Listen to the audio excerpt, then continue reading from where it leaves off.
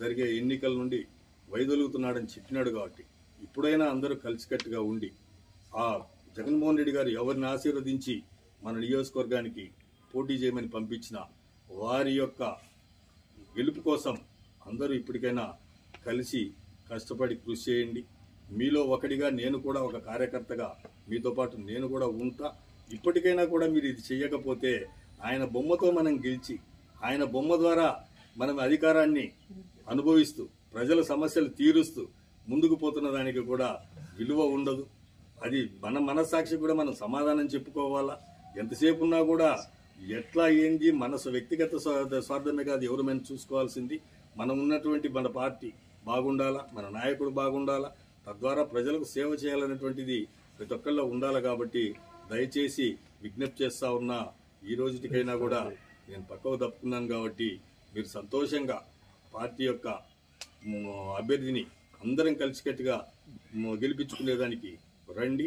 నేను కూడా ఒక కార్యకర్తగా ఉంటానని కూడా పదే పదే మీకు విజ్ఞప్తి చేస్తా ఉన్నా.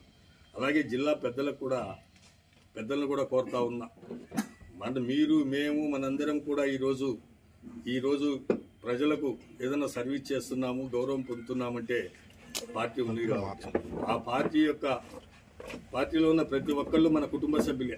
ప్రతి ఒక్కళ్ళు మన కుటుంబ సభ్యులు అయినప్పటికీ కూడా మీరెందుకు గాను నన్ను ఇంత చిన్న చూపు చూసి కనీసము నా ఆవేదన కూడా మీరు పట్టించుకోలేకపోయినారో నాకు మాత్రం కొద్దిగా బాధాకరంగానే ఉంది.